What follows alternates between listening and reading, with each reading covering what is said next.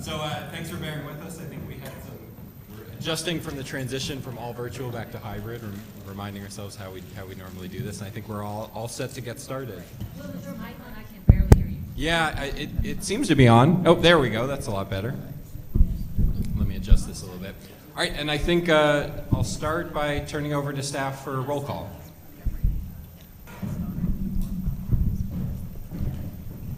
Solange Altman. Here. Aaron Anguiano. Here. Leah Ashford. Here. Josh Bridegroom. Wendy Bird. Here.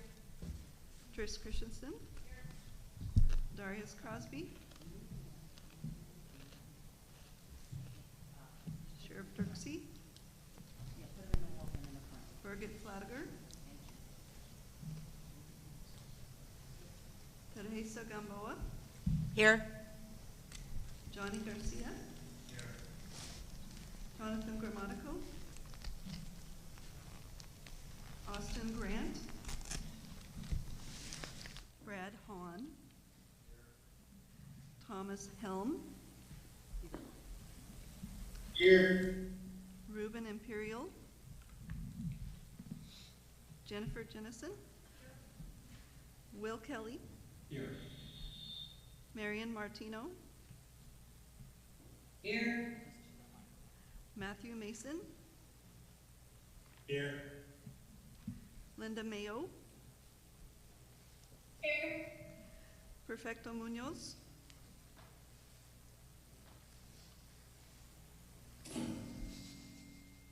Alvaro Ramirez or Maria Perez representing El Concilio. Nico Solorio. Dan Starr. Aaron Tate. Here.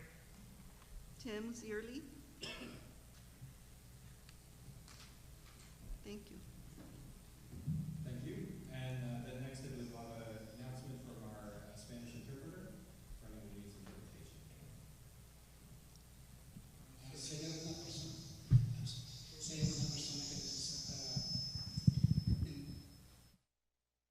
Si hay alguna persona que necesita intérprete al inglés, por favor levante la mano. Aquí tengo todo el equipo. Si no la hay, muchas gracias. Thank you.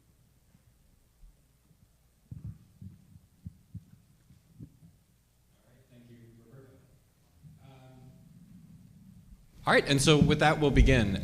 Just to kind of situate this for the committee and members of public, we've, of course, had our educational program. We've formed ad hoc groups and dug deeper into each of the three main areas we've been tasked with learning about: policies and procedures, alternate response, and accountability. So at our last meeting, we heard detailed updates from the policies and procedures and alternate response ad hoc groups about their thinking so far and what they learned and where they were heading in terms of recommendations. So tonight we're going to hear a similar update from the accountability ad hoc group, and then just very brief kind of refresher updates from the other two, policies and procedures and accountability, to maybe remind us a little of what we heard last time and give any kind of brief updates. As with our last meeting, will be an opportunity for all of the work group members and members of the public to weigh in on what they're hearing, and you know, I expect us to be able to continue to do the work we've been doing of building consensus and moving towards making final recommendations. And then we'll talk about next steps and where we go from here. We talked a little bit about timeline last time and in some of the ad hoc meetings, and we'll get more detailed in timeline and have some discussion about that. All right, just as always, a reminder of our group agreements, and I continue to be really proud of how we're working together and building community in this space, but I'll just give everyone a moment to take these in and remind themselves of what we agreed to in our first meeting. All right. And so with that, we'll get into the main business of tonight, which are our ad hoc committee updates and discussions. And so we're going to start with accountability, because we have this will be our first opportunity to hear from that group. And Tom Helm will be presenting, and I believe Tom will need me to advance the slides. So Tom, I think you'll just tell me when you want to move to the next slide.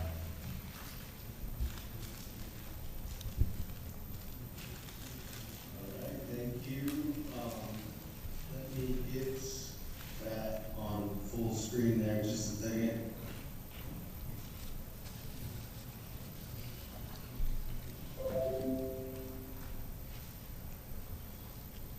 Okay, so yeah, like Will just said, this is from the Accountability Ad Hoc Committee. For those that remember, last month we were a meeting behind and still in the process, and so we planned on giving our update during this meeting. So, go ahead and go to the next slide.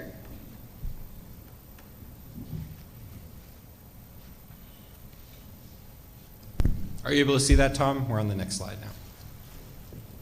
Oh, it still says accountability. Oh, there it goes. It just changed right now. Okay. We may have a slight delay, and we'll just live with that. It'll be okay. Okay. Yeah, so this slide was just kind of a refresher from where we even started before this committee was put together. The city council had a listening session back in May of last year. Can't believe it was that long ago. During that meeting, there was comments from the public, and we thought it was important to mention that during that meeting, there was 18 references from community members about independent auditors and review boards, and 28 references to creating a civilian review board or a committee or commission. Oh, was somebody else talking? Sorry.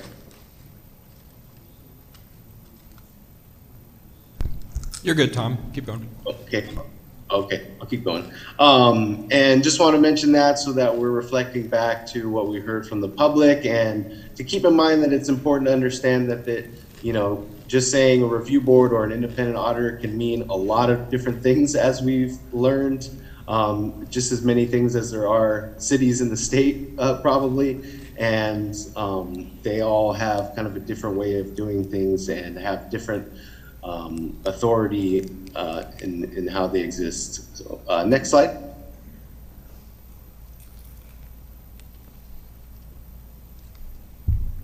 So far we've had 4 ad hoc meetings. We had the one presentation on January 20th where we had a panel from different areas, including Sonoma, Sacramento, Anaheim, and Riverside. We then had our ad hoc committee had a follow-up meeting with Deputy Chief Armendariz, who used to be from the Modesto Police Department, and Steve Connolly, who's the independent auditor for Anaheim Police Department. That was just on the 16th, and really got into the Anaheim model. And basically, all of us on the ad hoc committee agreed that, you know, if we were to move forward on something like this, that the people involved, the community members that make up a board and the auditors have to be trusted by all the stakeholders involved, by the community, by the police department, by the city, etc. So that's just really important if we're going to have trust in between everybody. And you can go to the next slide. And these were some of the important questions that we identified. And I should also mention, I don't want to take credit for anybody else's work, but Dan also helped putting together this presentation. So it wasn't just all me, and it was also a collaboration with all the other members who gave input. So just wanted to make sure I'm giving the dues deserved to everybody. But the questions that we want to make sure we have answered while we're looking at these things: what kind of documents does an auditor or a review board have access to? What access does the auditor have to the police department and their documents and investigations? What has worked in other cities and jurisdictions? What hasn't? And those that have worked in those cities that have these types of models, what are things that they could change if they could? And what does the Police Officers Association have access, how do they have access to an auditor, to a review board, etc.? Next slide. So we got this information from a couple different places, from our main presentation that we had, and then from our subcommittee presentation from Mr. Connolly. And he laid out 4 models, and the first one being a review model, which is just a review board made up of community members, and some cities have just that. There's an investigative model where you can have independent investigations of complaints, either by somebody that works, for the city or a third-party independent investigator. There's a monitoring and auditing model, which is more active participation in investigations, a systematic review of policies. It says examining Patterson, but I think that might be a typo. Patterns, I think, is what that's supposed to be. And then a hybrid model, where you can combine the community involvement of a review board, but also you can have that professional investigative experience that you would have with an independent auditor or a monitor or an investigator. Next slide. And like I said, we zoomed in on the city of Anaheim, which does have a hybrid model. And this is just a couple of screenshots from their website that members of the subcommittee liked, and I encourage folks to go and check that out. I don't have the exact site, but if you just type in Anaheim Police Review Board, I'm sure you'll find it and kind of see how their process works. Next slide. So there was kind of 3 main components of Anaheim's hybrid model. So they do have this civilian oversight board, which is made up of community members, community leaders from different areas, from different organizations. They have monthly public meetings. It operates kind of like a lot of other city council subcommittees or commissions would operate. They can have public meeting. They can receive community concerns and complaints and take public comments from the community. They produce an annual report of the work that was done. And of course, they're going to work closely with the police department, with an independent auditor, and the city to make sure that there's transparency in everything that's being done, and with really the main focus of building that community trust. The second part wasn't necessarily part of the hybrid model, but from what I understood in the presentation, it was developed and became a really important part of how this all works together, so I felt that it was important to include it in this presentation. And that's a Major Incident Review Team, or a MERT. And all the stakeholders are involved, the department, Police Officers Association, Independent Auditor, Review Board, City Attorney, and others. And they review major incidents with the goal of improving trainings, tactics, equipment, policy, and discipline. So the idea being, something major happened, we want to look at that particular incident and learn from it and see what could have prevented it. If it was something negative, if it was something positive, how could that be reinforced so that if it's negative, it doesn't happen again, obviously. Next slide. And the third part, as you can guess, is the independent external auditor. In the case of Anaheim, it's the OIR group that Mr. Connolly works for, so it's independent of the city. It's contracted by the city, but they're their own group. They work with cities all over the state, maybe even the country. I'm not sure about that. And actually, I just heard recently that they're maybe going to be working with the city of Eureka, for example, up in more northern California, and Anaheim, of course. So they provide critical incident review and analysis. So this would include things like officer-involved shootings, uses of force, internal investigations. They evaluate and make recommendations related to the training that the department and the officers receive. They review and make recommendations related to a general department policy. They can review complaints and internal affairs investigations that are going on.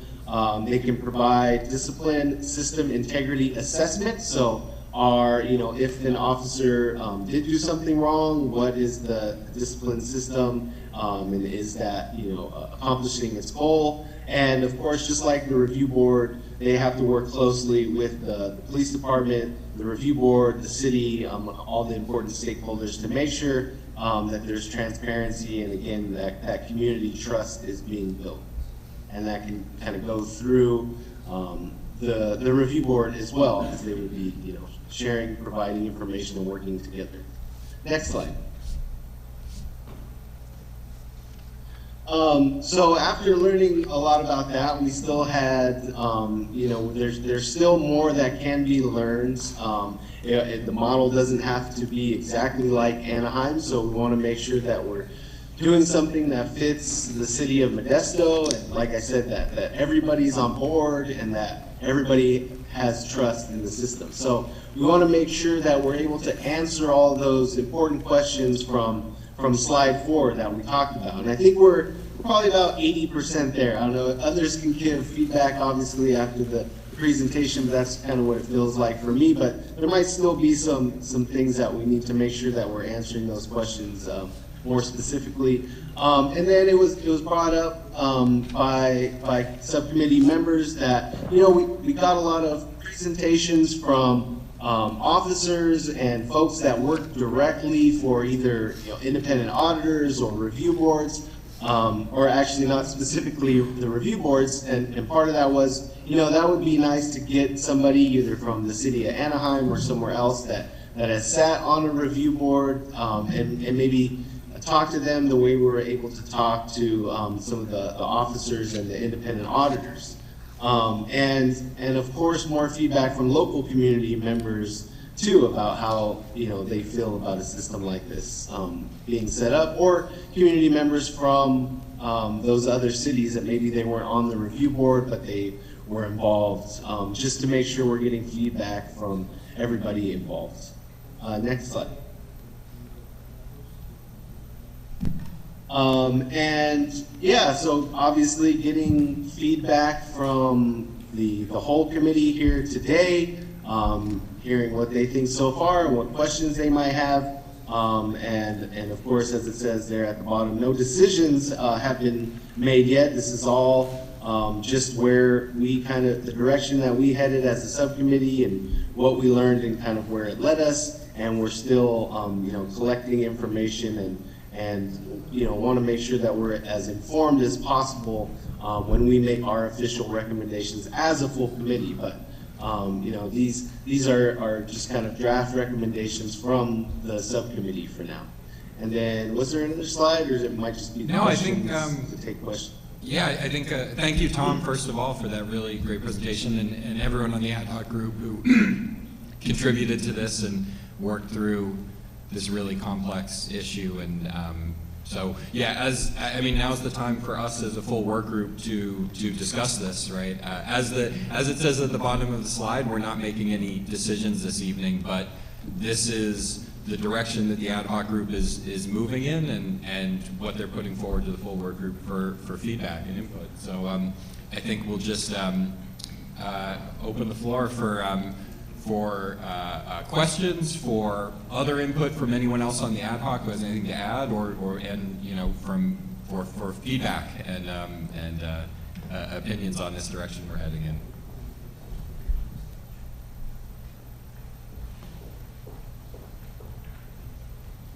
And we'll see who's going to break first. Oh, Brad is first. Go ahead, Brad.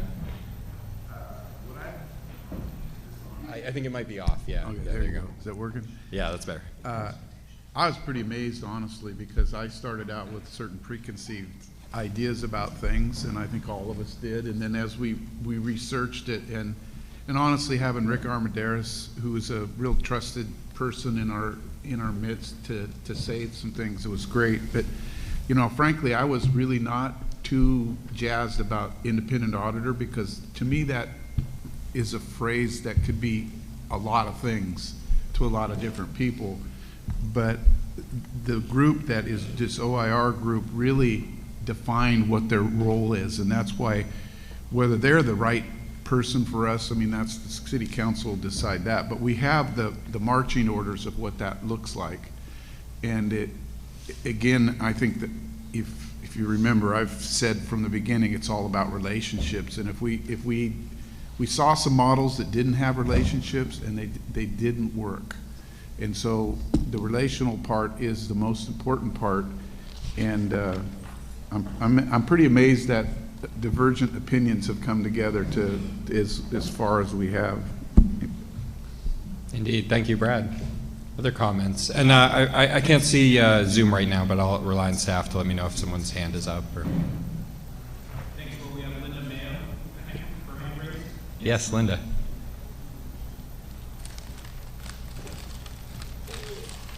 Hi, sorry I couldn't be there tonight. I just want to really commend this ad hoc committee on the level of research that I see that they're doing.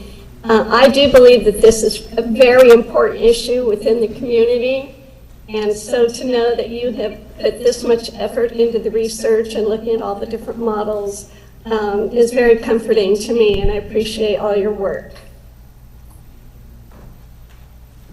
Thank you, Linda. That's all. Very good. And folks on Zoom, as you know, there's a delay, so just bear with us. But thank you, Linda. That was perfect. Other comments?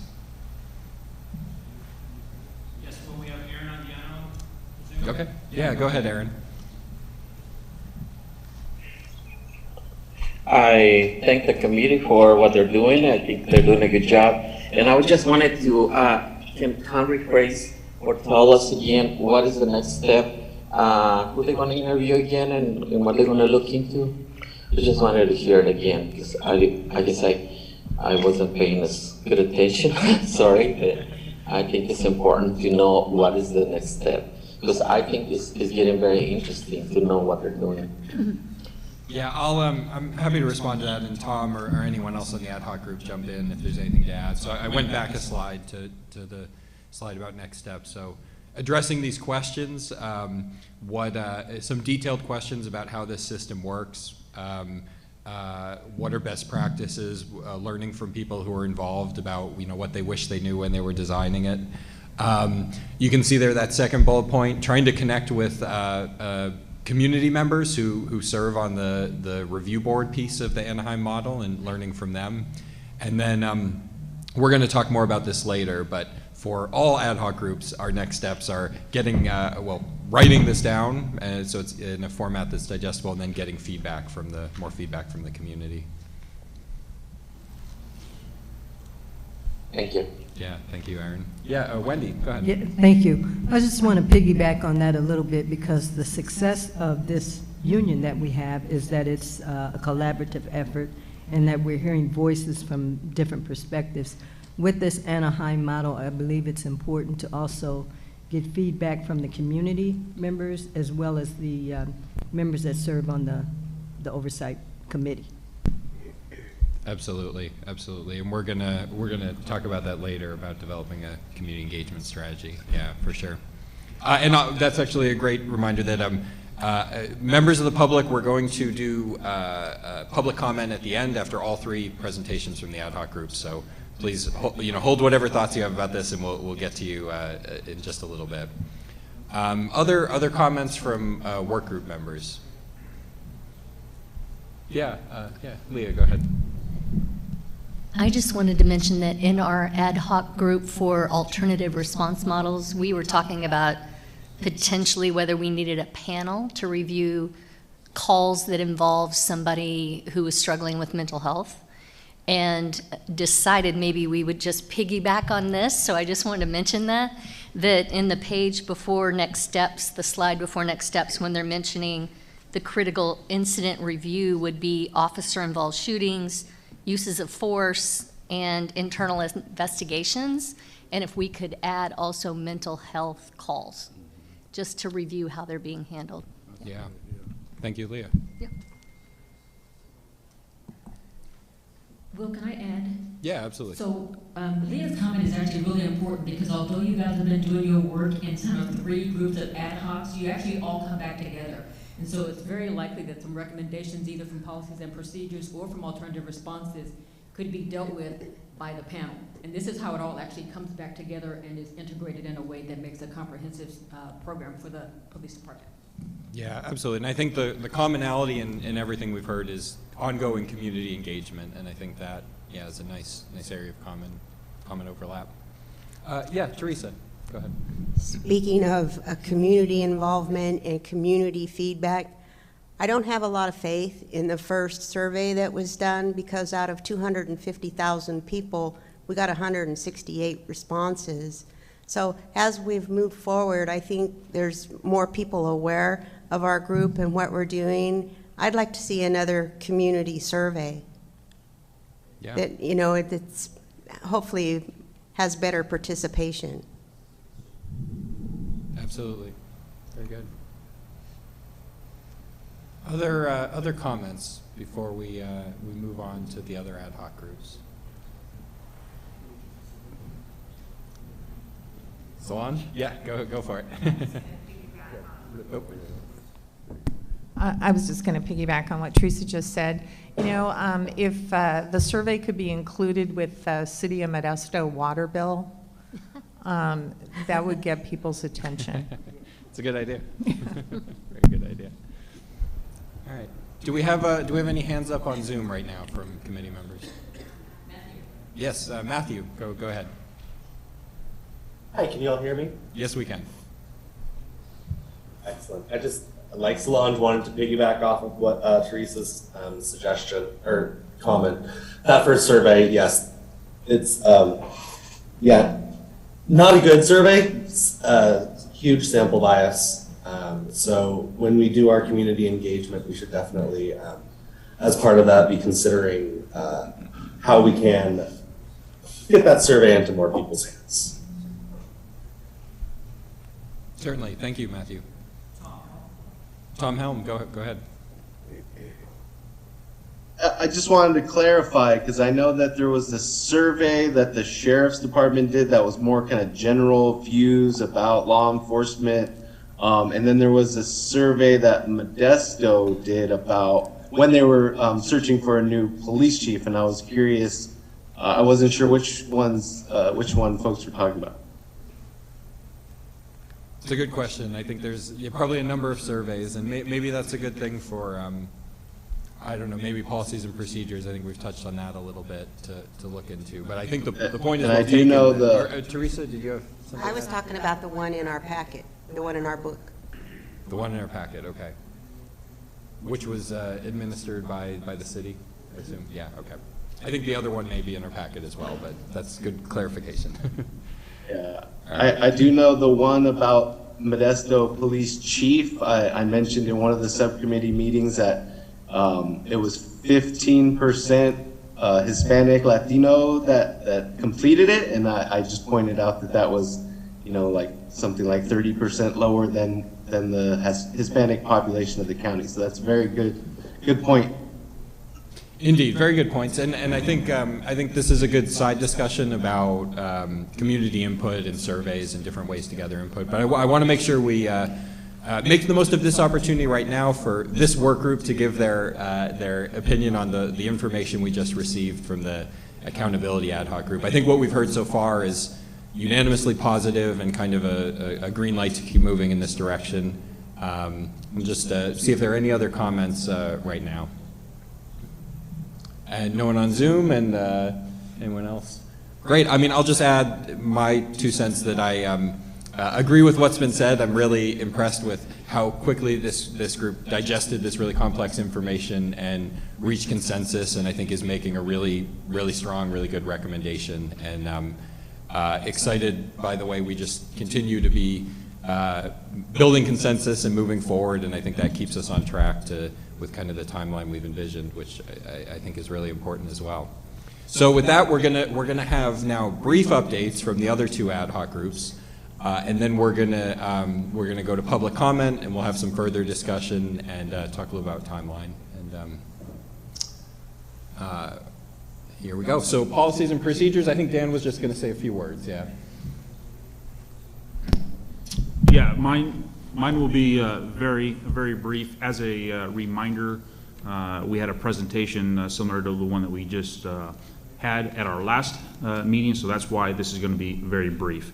So since that time, the Policies and Procedures Ad Hoc Group committee has met together, and we're continuing to digest and work through the different topics, and with an end goal or common goal of having language ready for this full committee, hopefully by next month, that we can present for suggestions.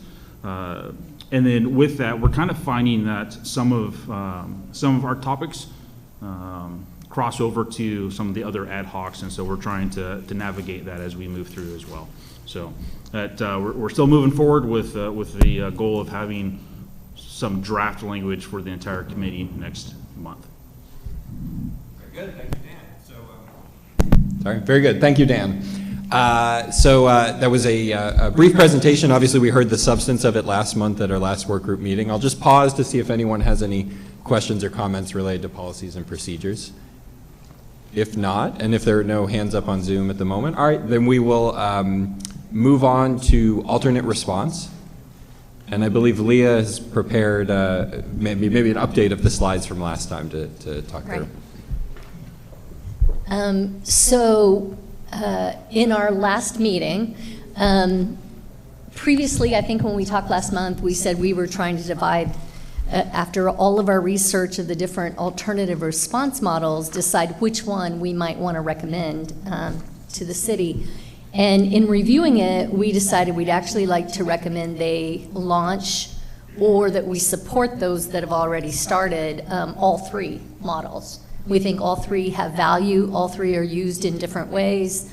The chat team, which is C on there, is actually already begun, and they've been responding to some, it says they're non-criminal 911 calls, and that seems to be going well, so we would want to support that.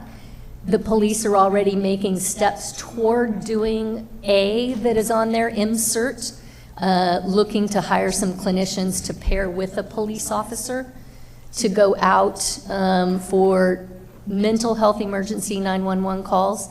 And then we had a third model that we kept trying to find a name for, and this is Ruben. He recommended that we call it M&M.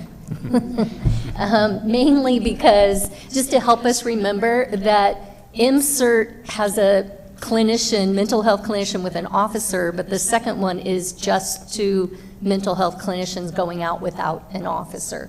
Because there are some cases where an officer being there might cause more issues or more, I don't know, anxiety, that type of a thing. So sending out two clinicians. And we would like to recommend that, right now we're looking at recommending that the city move forward with supporting all three. We had talked last time that we were trying to figure out if we should make any recommendation around funding, and decided this time that we would like to recommend certainly that a minimum of 4 clinicians be hired as part of this, and recommend that the city potentially find a way for long-term sustainable funding of this program so that it doesn't go away when the grant funding goes away. Because chat right now is supported by grant, which may or may not keep going. So we'd like to see the city find some long-term sustainable funding for this. Next slide. We also talked last time that we'd been considering the need for a collaborative group to work together to really strengthen crisis response services. And we found out that there's already kind of some talks in the works to make this happen, and so we again would like to support the creation of this crisis response stakeholder group that should include not just mental health organizations, but also hospitals, health insurance providers, because that can be an issue sometimes for people getting help when they're in mental health crisis.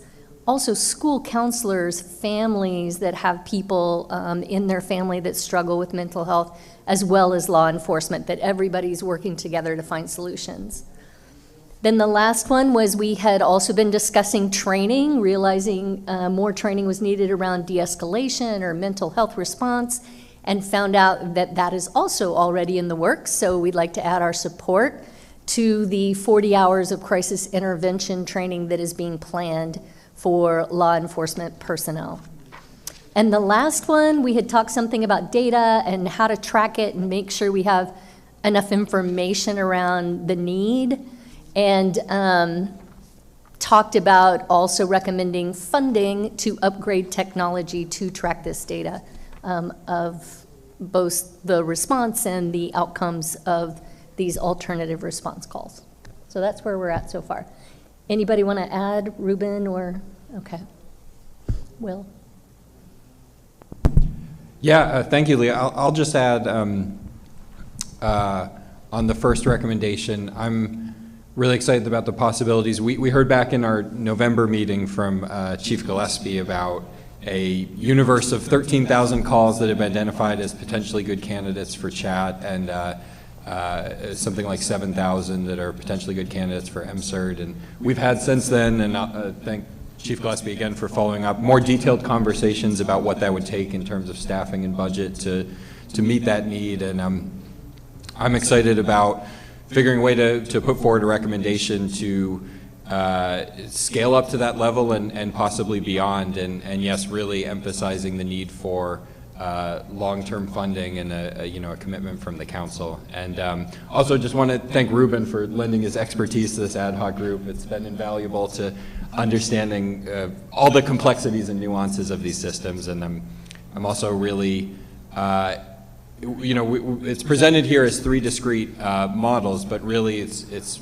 interesting to me the way they all kind of weave together and intersect, in the way as the work is done and people doing it learn more, things become clarified and kind of adapt. So very, very excited about seeing this move forward. Yes, so I think that's the end of the presentation. Yeah, Solange, did you have something to add, or yeah? Yeah, we had also talked about, in number 3, in terms of the crisis response stakeholder group, we'd also talked about post-crisis. So there would be ongoing treatment, and we had talked about expanding that care for juveniles in addition to adults. So I just wanted maybe that to be noted as part of number 3. Yeah, and Solange, you're talking about follow-up after the immediate crisis response. Yeah, absolutely. And I think one of many things that Ruben helped clarify for us, or for me at least, that we could have the best intake system in the world, right? But what happens after? Yeah, absolutely. Edgar, do we have someone on Zoom? Yes, Tom, go ahead. Yeah, it was requested by our county ACLU chapter in consultation with ACLU of Northern California for me to pass on that it is their view that programs like this do not fall under the police department directly. Part of which was talked about, if it's a grant, the grant could be over, the program might end, and we want long-term success, but also, say in the future we had a different chief who, wanted to do away with such programs or something like that. It would be better if it had to go more through the city council, so there's a democratic process to kind of express, public concern about things like that. So I was asked to pass that along. That's the official position of our chapter's board. Thanks. Thank you, Tom. Other comments, questions, feedback on this this set of recommendations? Linda, yes, go ahead, Linda. Yes, I just wanted to mention we also talked about the real need amongst all of these models to have a 24/7 mental health crisis response available, because not everyone has a crisis Monday through Friday, 9 to 5. So I just wanted to stress that that to me is a critical part of this also. Yeah, absolutely. I believe the chat program is Tuesdays and Thursdays currently, and I just know anecdotally on my ride along, the officer, unprompted by me in any way, said it really is great when they're there. So it's noticed, I think, that it's only a few days a week. No other hands on Zoom at this time. Anyone else in the room like to make a comment? All right, very good. So now I think we'll move to public comment. So just a refresher for the public, you heard for the first time a detailed report back from the Accountability Ad Hoc Group about the hybrid model, and then updates on the policies and procedures and alternate response. And so first I'll just see, do we have anyone in the room making public? Yes, we do. All right.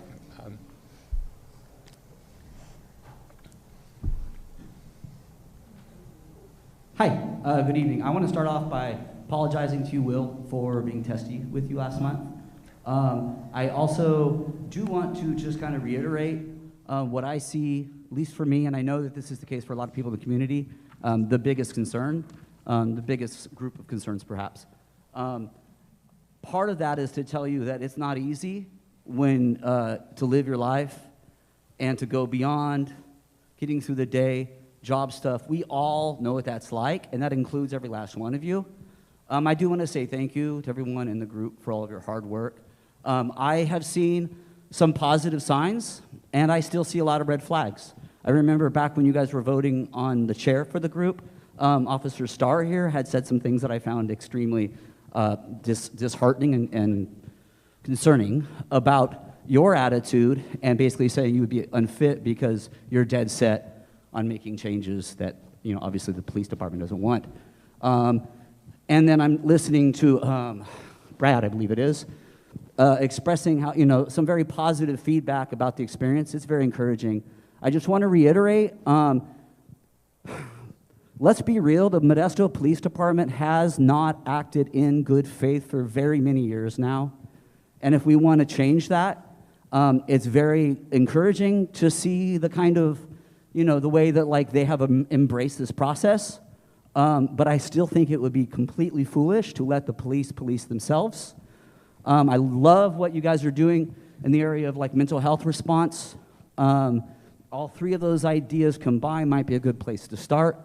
I would like to see the police department doing as little as possible, but I also don't want to see someone, you know, commit an act of violence against mental health workers that show up and can't defend themselves. So I get all of that.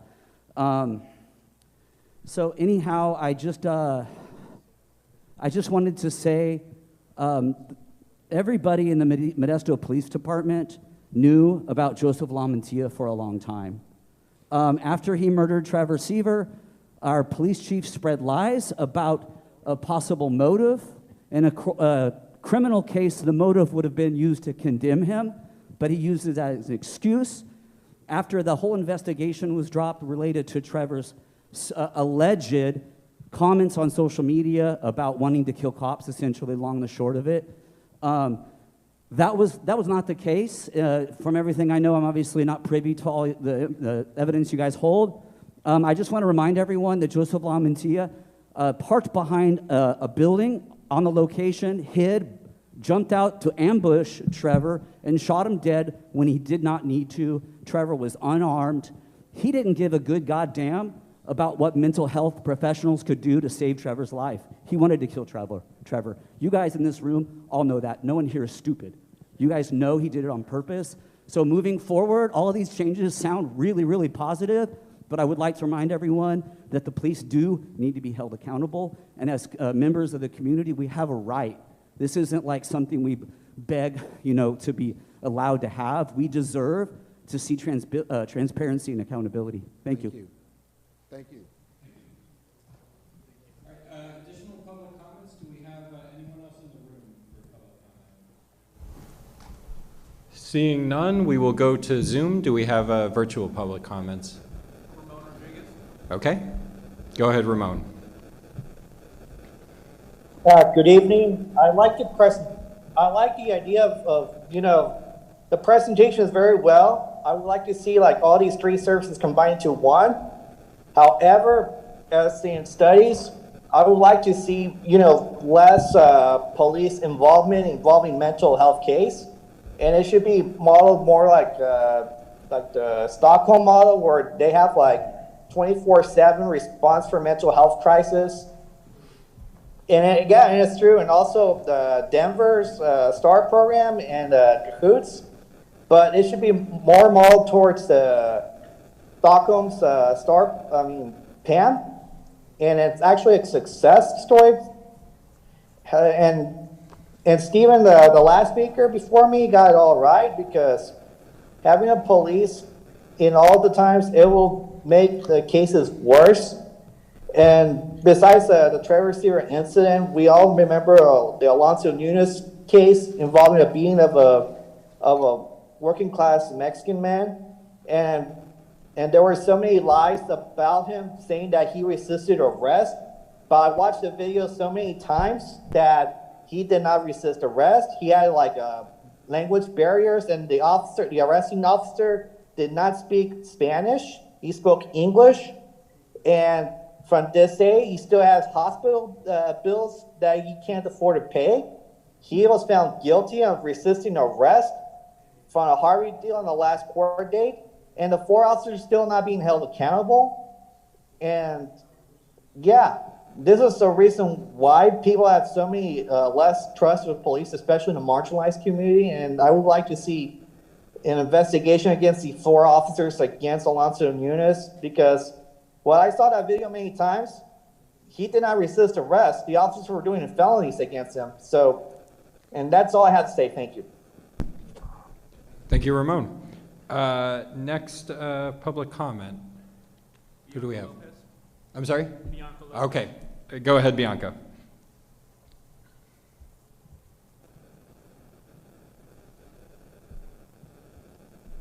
Hi, good evening. Can you hear me? Yes, we can hear you.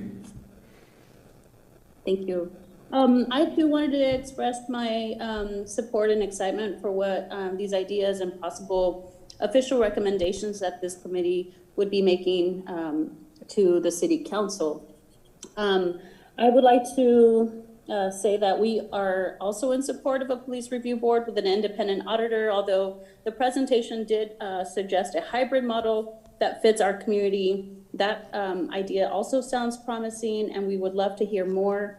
In the future, we would like to see some of these topics or these ad hoc committee meetings be open to the public, so that we can learn more and learn as you are all learning. Because at the moment, I would actually, if I were to grade you all on community engagement, I would actually give you a fail. I think you've all noticed the lack of participants, and I know that a lot of us attended the city council meetings that made this committee possible, right? That has slowed down, and it's not because we're not interested. I want to make that clear. It's because we see that you are going in the right direction. Okay, so there's no need to interrupt the process. Had we been upset, we'd be very present.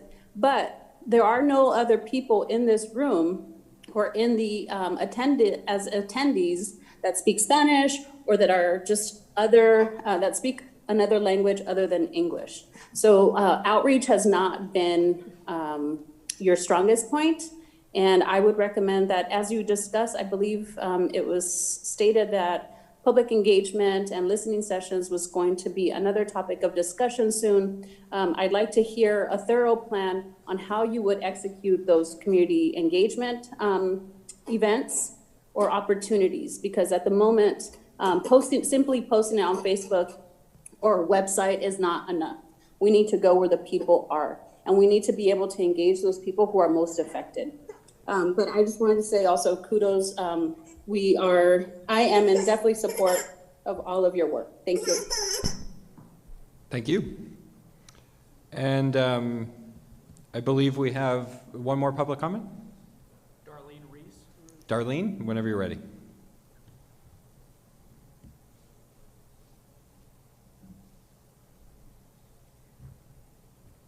Hi, can you hear me? Yes, we can.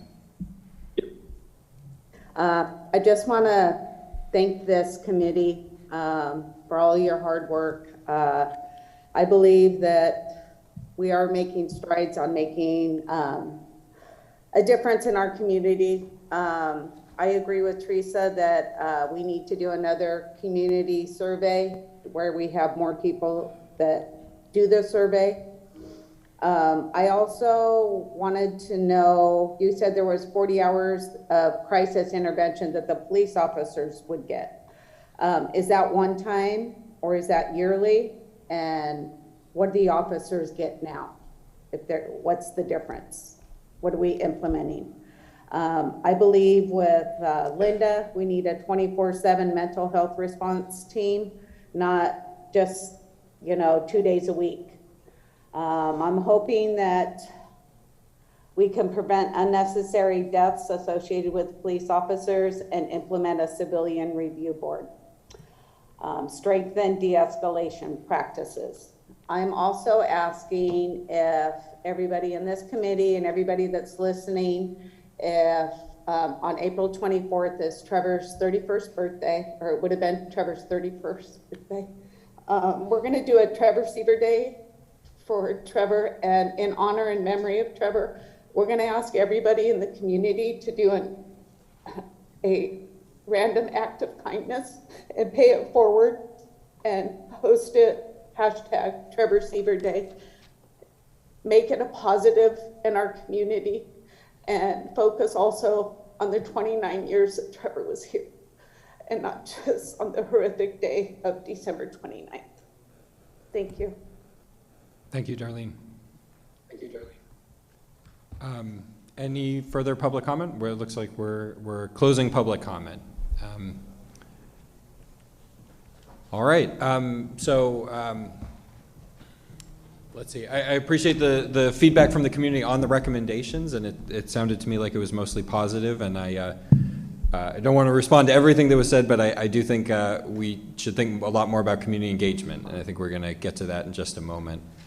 So now I want to get a little more in detail about our schedule, right? So it was proposed by me, I suppose, at the last meeting that we aim for our April meeting as a time to have a draft recommendation, right? That doesn't mean that we've figured everything out and solved all the world's problem, or even that we're completely done, but that we have something in writing that we can look at ourselves, that we can show to the community, that we can give feedback on, and that we're making progress towards making our final recommendations.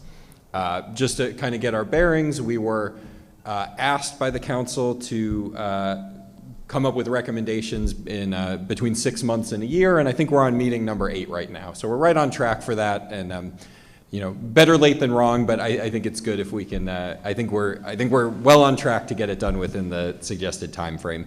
So I thought it'd be helpful to have a calendar up that we can all look at, just to get a kind of visual representation of what we're talking about for the next 5 or 6 weeks, because this really is, I think, a pretty critical time in our work, and is a good time for us all to be, as focused as we can on moving things forward. So here we are at the top, March 23rd. This is a full work group meeting where we have reviewed all of what we've been calling the concept recommendations, right? Kind of the concepts from each ad hoc group of where we are and where we're heading. And what we're looking at for the next 2.5 weeks is a period of writing. And so in each ad hoc group, there's emerged, I think very organically and naturally, a facilitator who's taken on a leadership role. So Dan in the policies and procedures ad hoc group, Leah in alternate response, and Tom in accountability. And they've each agreed to take on the role of being kind of I guess what I'd call lead author for their respective sections of the report. That, of course, doesn't mean that it's all up to them and that they're going to do it all by themselves. They're encouraged, as with these presentations, to lean on the rest of us and get feedback from the ad hoc groups, remembering that what we're trying to write is the things we've reached consensus on. But the goal here is over these next 2.5 weeks, for each of them to be the lead on writing a recommendation, a draft recommendation for the ad hoc group, and then Solange and I, as chair and vice chair, will work on kind of the introduction, conclusion pieces of the the report.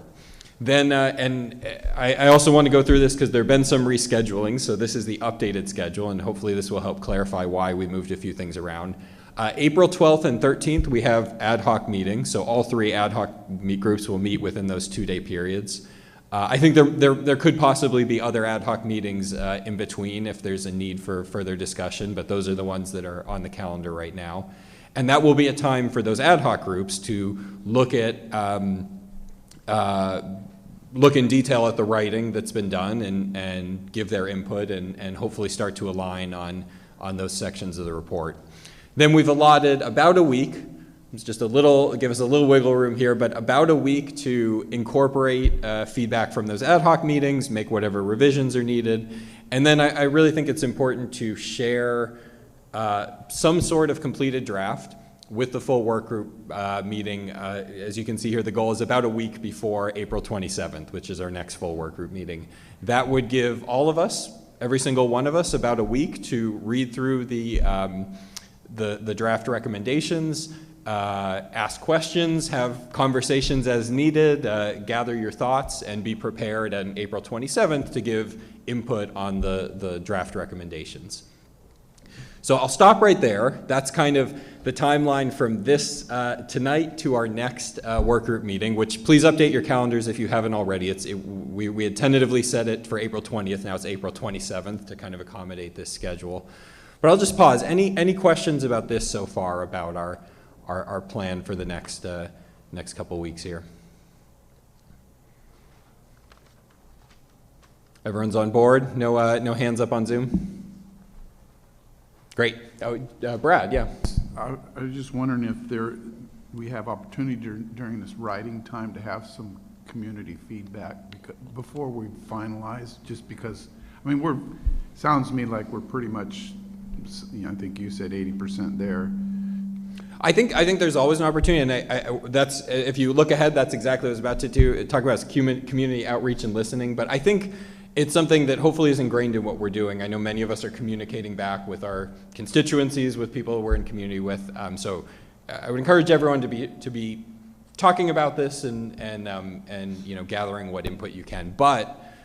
And this is, this was suggested by staff, and I think wisely so. When we have these draft recommendations, that's when the community really has something tangible that they can look at and read and respond to, right? So the plan is, while community engagement should be part of our work all the time and ongoing, April 27th through the end of May to really focus on community outreach and listening.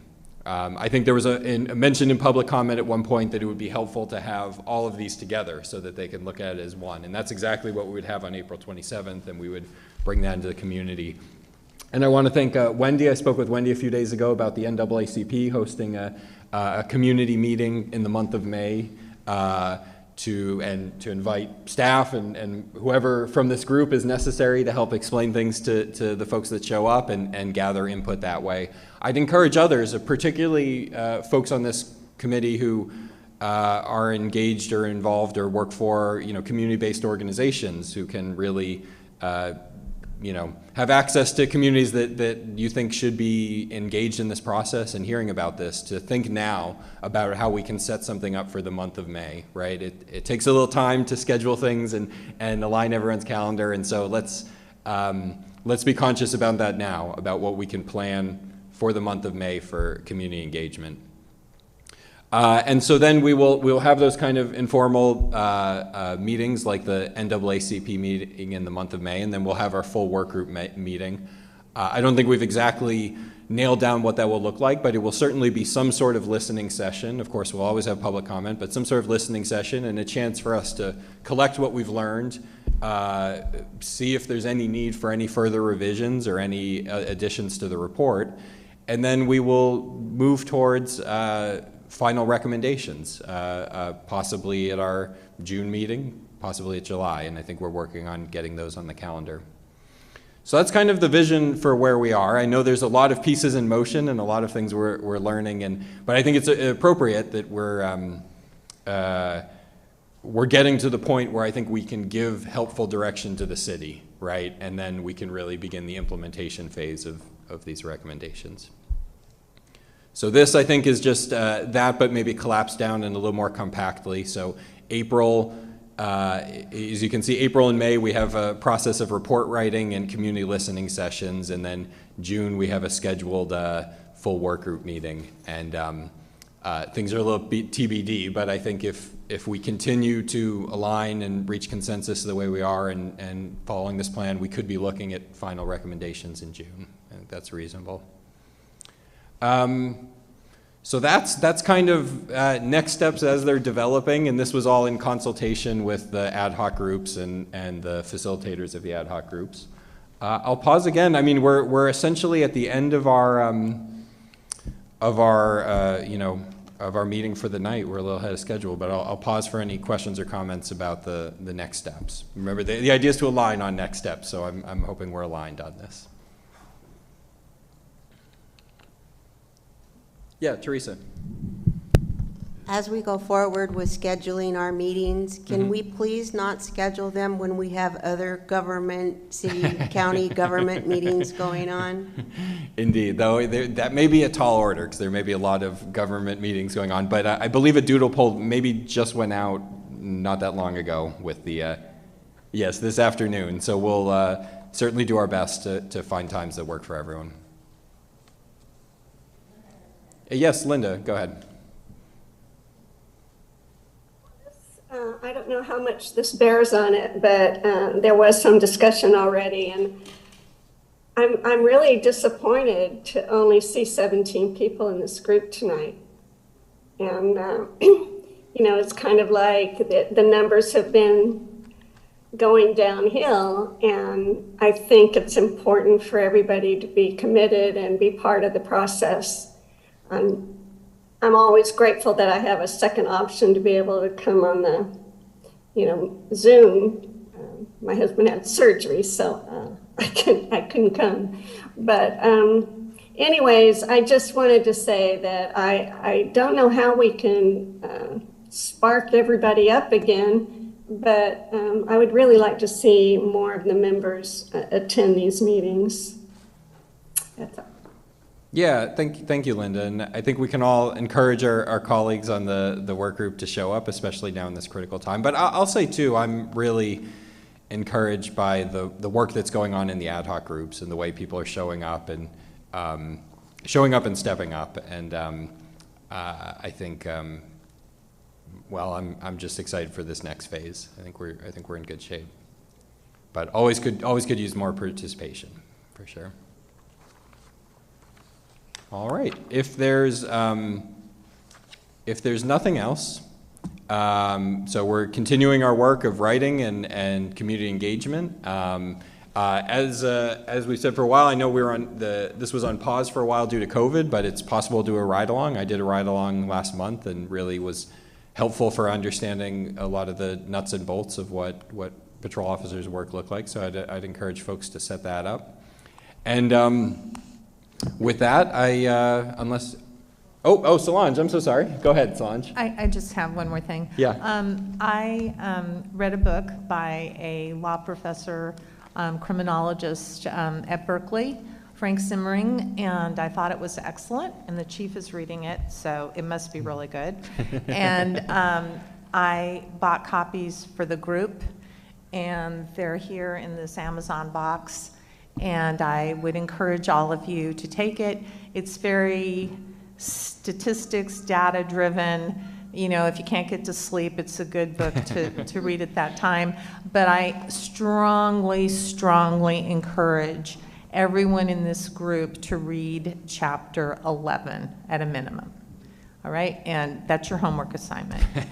Okay? Thank you, Solange. And thank you for purchasing copies for all of us. That's very generous. And I believe correct me if I'm wrong, Solange, I believe the Policies and Procedures ad hoc group is already looking at some of the things you gleaned from reading this book, and examining that. Excellent. All right, with that, so we have our marching orders and our assignments, and I think we're ready to adjourn, and we'll be in communication. Watch your email for that report and writing to review. And respond to the doodle poll, please. Yes, thank you, Kalu. All right, good night, everyone.